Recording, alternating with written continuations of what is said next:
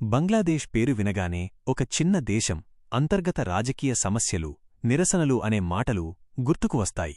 కాని ఇప్పుడు అదే బంగ్లాదేశ్ పేరు చుట్టూ దక్షిణాసియా మొత్తం ఉలిక్కిపడే పరిస్థితి ఏర్పడుతోంది. కారణం ఒక్కటే, పాకిస్తాన్ నుంచి వచ్చిన ఒక సంచలన హెచ్చరిక.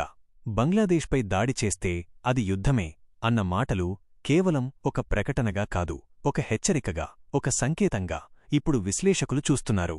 ఇలాంటి మాటలు సాధారణంగా దేశాలు తేలికగా మాట్లాడవు.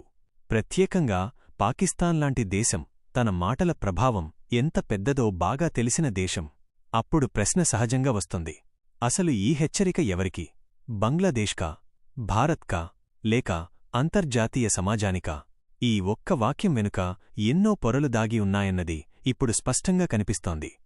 బంగ్లాదేశ్లో గత కొన్ని నెలలుగా జరుగుతున్న పరిణామాలను చూస్తే అక్కడి పరిస్థితి సాధారణంగా లేదని అర్థమవుతుంది. రాజకీయ అస్థిరత, ప్రభుత్వంపై పెరుగుతున్న వ్యతిరేకత, వీధుల్లోకి వస్తున్న ప్రజలు, భద్రతా బలగాల కఠిన చర్యలు, ఇవన్నీ కలిసి ఒక పేలుడు వాతావరణాన్ని సృష్టిస్తున్నాయి. ఇలాంటి సమయంలో ఏ చిన్న చిచ్చుపడినా అది పెద్ద అగ్నిప్రమాదంగా మారే అవకాశం ఉంటుంది. పాకిస్తాన్ ఈ విషయాన్ని చాలా దగ్గరగా గమనిస్తోంది. ఎందుకంటే చరిత్రలో బంగ్లాదేశ్తో పాకిస్తాన్కున్న బంధం సాధారణం కాదు. ఒకప్పుడు ఒకే దేశంగా ఉన్న ఈ రెండు ప్రాంతాలు రక్తపాత యుద్ధం తర్వాత విడిపోయాయి. ఆ జ్ఞాపకాలు ఇప్పటికీ పాకిస్తాన్ రాజకీయాల్లో ఒక సున్నిత అంశమే. అందుకే ఇప్పుడు బంగ్లాదేశ్ భద్రత గురించి పాకిస్తాన్ మాట్లాడుతుంటే అది కేవలం మానవతా కోణం కాదు, రాజకీయ వ్యూహాత్మక కోణం కూడా. ఇప్పుడసలు కీలకమైన విషయం ఏంటంటే, బంగ్లాదేశ్పై దాడి అంటే ఎవరు దాడి చేస్తారు? ఈ ప్రశ్నకు పాకిస్తాన్ నేరుగా సమాధానం ఇవ్వడం లేదు. కాని ఈ మౌనమే ఇప్పుడు అనేక అనుమానాలకు తావిస్తోంది. కొంతమంది విశ్లేషకులు చెబుతున్నది ఏమిటంటే, ఇది భారత్కు పరోక్ష హెచ్చరిక కావచ్చు. ఎందుకంటే బంగ్లాదేశ్లో ఏం జరిగినా భారత్ పాత్ర ఉందనే ఆరోపణలు గతంలో ఎన్నోసార్లు వచ్చాయి. భారత్ బంగ్లాదేశ్ సంబంధాలు అధికారికంగా చూస్తే బలంగానే ఉన్నాయి. కాని సరిహద్దు సమస్యలు, అక్రమ వలసలు, రాజకీయ ఆశ్రయాలు లాంటి అంశాలు ఎప్పుడూ తెరవెనక ఉద్రిక్తతలకు కారణమవుతూనే ఉంటాయి. ఇలాంటి పరిస్థితుల్లో పాకిస్తాన్ ఒక్కసారిగా యుద్ధమనే పదం వాడటం ఈ ప్రాంతంలో ఉన్న సమీకరణాలను మరింత క్లిష్టంగా మారుస్తోంది. మరోవైపు ఇది కేవలం భారత్కే కాదు, అమెరికా, చైనా లాంటి శక్తులకు కూడా ఒక సంకేతంగా కొందరు చూస్తున్నారు. ఎందుకంటే బంగ్లాదేశ్ ఇటీవల చైనాతో సన్నిహిత సంబంధాలు పెంచుకుంటోంది.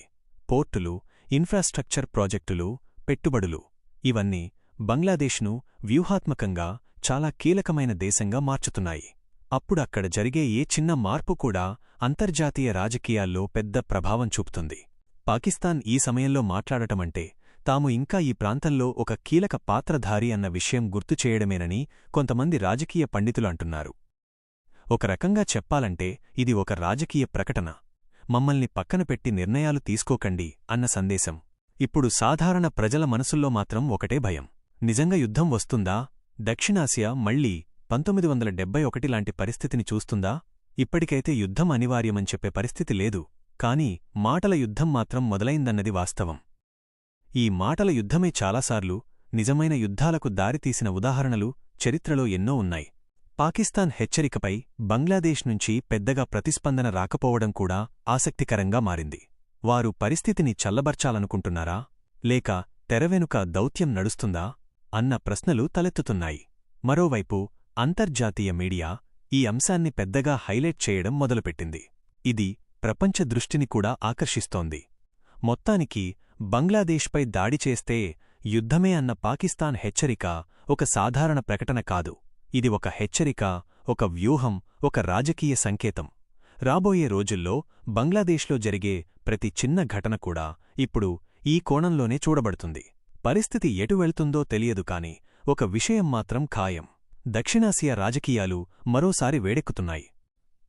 బంగ్లాదేశ్లో ఇటీవల ఏర్పడిన తాత్కాలిక ప్రభుత్వం మరియు పాకిస్తాన్తో మారుతున్న వారి దౌత్య సంబంధాల గురించి మీకు మరిన్ని వివరాలు కావాలా?